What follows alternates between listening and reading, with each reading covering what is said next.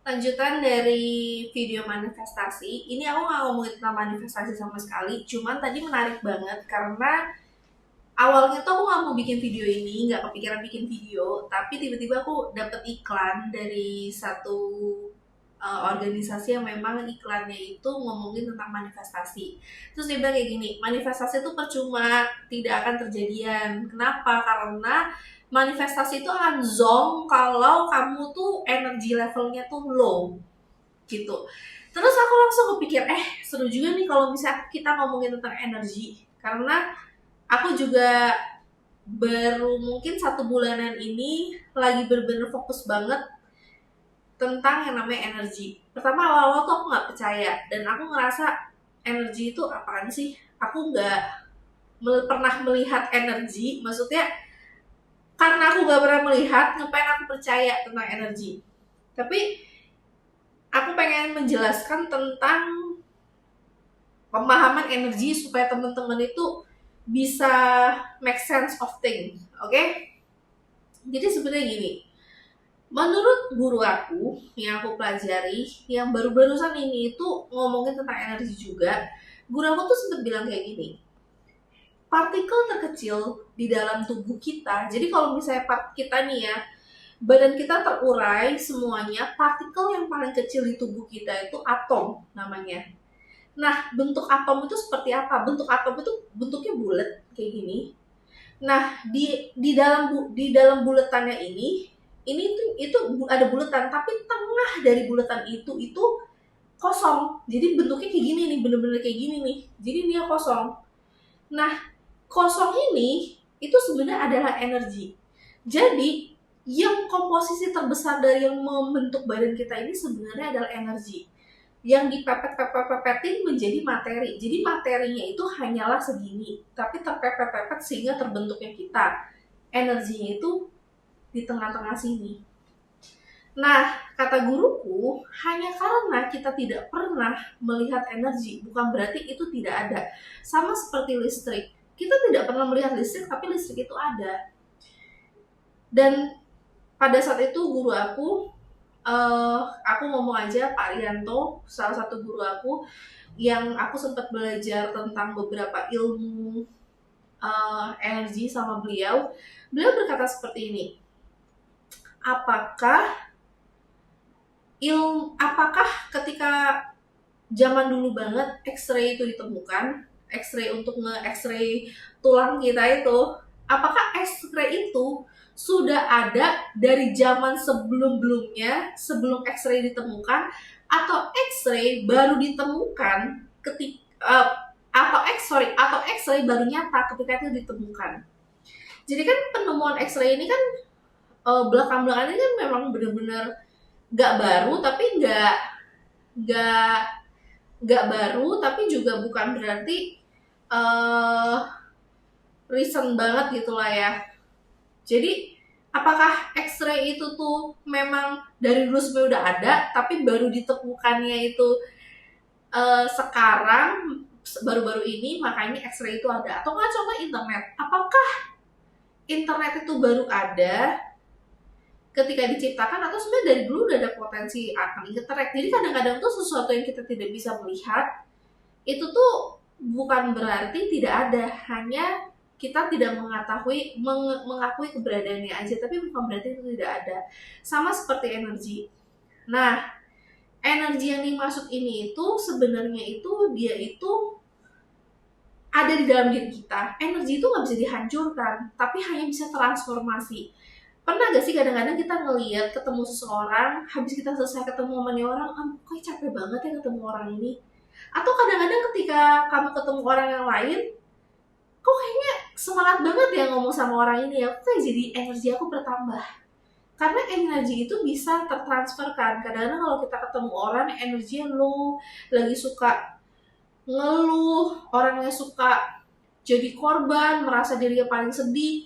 Kadang kalau kita ketemu orang seperti itu, pasti kita langsung kebawa, karena kita ada yang namanya exchange of energy, pertukaran energi.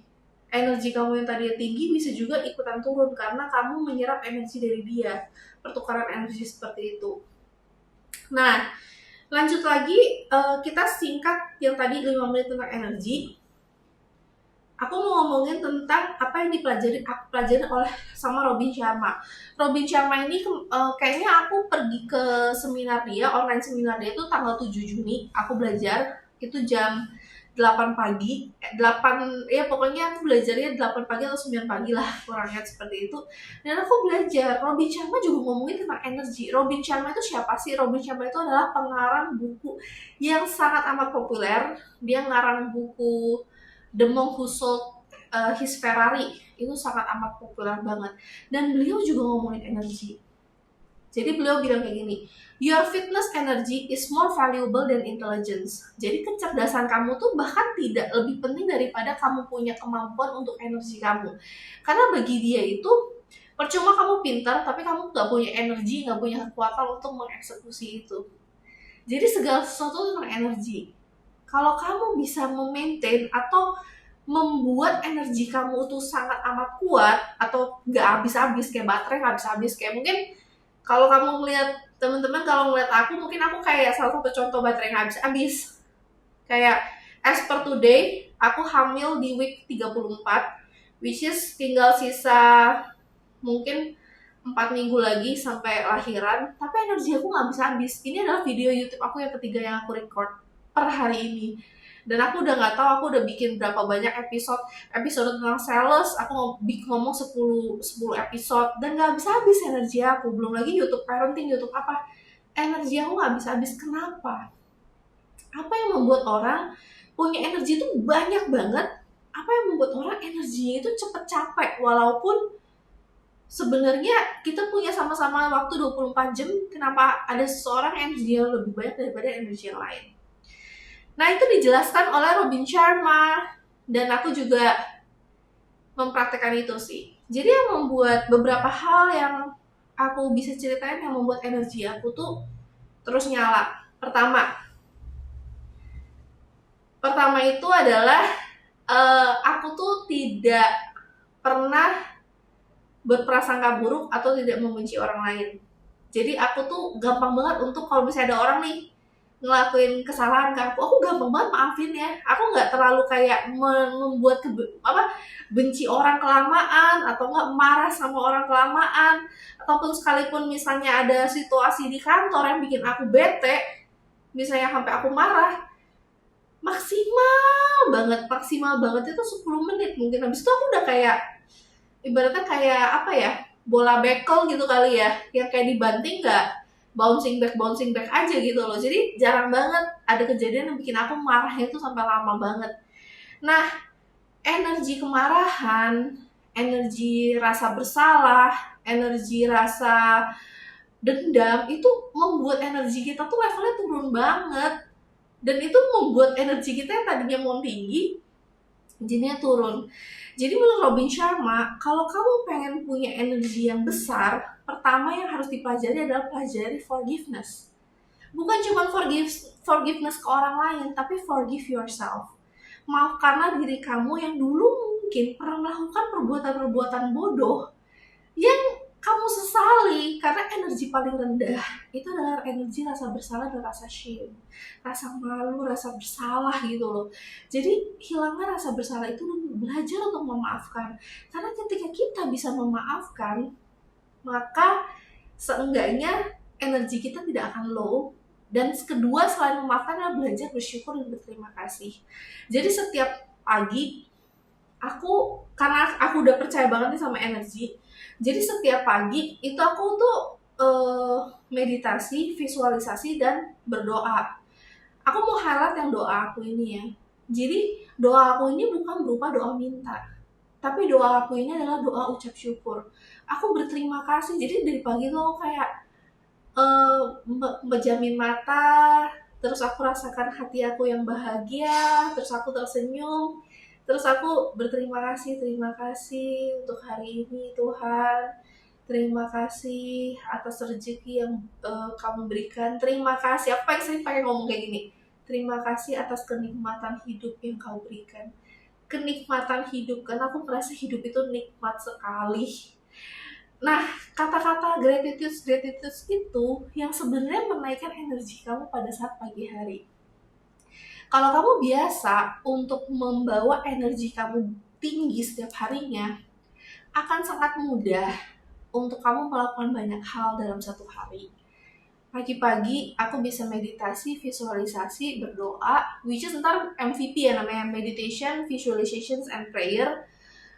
Itu juga dijelasin sama Robin Sharma juga. Habis itu aku masih sempat olahraga, masih sempat kerja, masih sempat spend time sama family, masih sempat uh, ya tadi ya olahraga, terus masih sempat ajak anjing aku jalan keluar. Jadi dan sampai selesai ini aku rekam ini itu setelah ini adalah video yang ketiga hari ini. Tapi sebelumnya aku barusan ngajak anjing aku jalan. Dan barusan sebelum ajak anjing jalan tuh ngajak keluarga aku pergi makan. Jadi dan masih punya baterai sebanyak ini gitu loh untuk sharing. Jadi itu salah satu cara ya untuk bisa mempertahankan high level of energy. Selanjutnya yang aku lakukan adalah melakukan kerjaan-kerjaan yang memang aku tahu apa aja kerjaan yang membuat energi aku naik dan yang membuat energi aku low. Salah satu kerjaan yang membuat energi aku low mungkin seperti kayak proses administrasi, itu aku energi agak low. Jadi karena aku lebih mementingkan energi aku dibandingkan maksudnya kayak mau hemat atau gimana, karena energi itu adalah resources juga, energi itu adalah sumber daya. Jadi ya udahlah, aku hire orang aja untuk ngerjain hal yang membuat energi aku low, sehingga aku hanya mengerjakan hal-hal yang membuat energi aku tinggi gitu. Tapi kalau misalnya spend time sama family energi jadi low gimana? Ya sebenarnya menurut aku cari cara untuk menerima dan mencintai keluarga kita apa adanya sih, dan mencintai, nggak berusaha untuk mengubah keluarga kita, nggak berusaha untuk mengubah, tapi kitanya sendiri coba mengubah perspektif kita sehingga kita bisa enjoy spend time sama keluarga kita. Kurang lebih energi-energi yang aku pengen sampaikan tuh cuma seperti itu. Semoga teman-teman mulai paham tentang energi. Dan terakhir yang aku lakukan juga adalah aku meditasi setiap pagi. Cara meditasi seperti apa? Aku belajar meditasi itu di Bali Usada. Jadi ya kalau teman-teman Google aja meditasi Bali Usada di YouTube, mungkin kadang-kadang ada panduannya, atau di Spotify atau di aplikasi namanya Insight Timer, itu ada panduan meditasi yang dijelaskan oleh Pak Merta ada. Dan aku pergi ke retreat meditasi di Bali Usada juga sih. Jadi teman-teman kalau misalnya ada waktu, aku rekomendasi banget karena itu bener-bener membersihkan energi negatif yang ada di dalam diri kita dan mengajarkan kita untuk mempertahankan energi-energi yang baik di dalam tubuh kita. Jadi kalau teman-teman tahu kalau badan kita tuh terdiri dari kumpulan atom yang di tengah-tengahnya itu ada energi, sangat amat mudah buat kita itu mengerti kalau kita lagi sakit karena materi itu cuma segini dan kebanyakan adalah gugusan energi.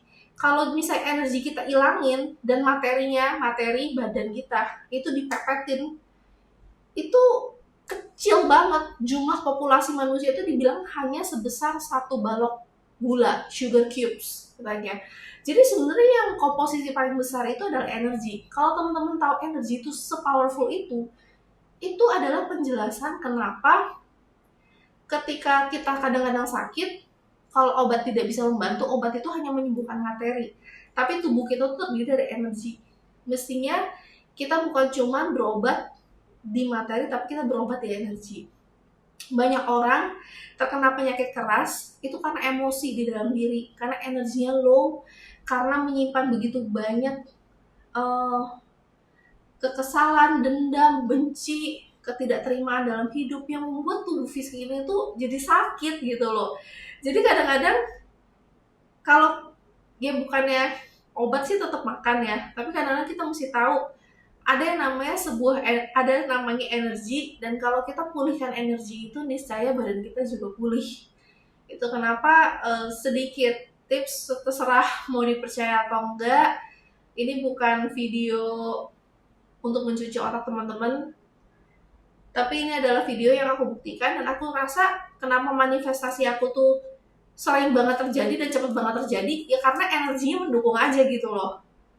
Energinya kuat, channelnya untuk menerima berkat juga banyak gitu. Jadi kayak penampungannya mungkin besar gitu. Jadi tapi bukan berarti aku spesial dan yang lain gak spesial.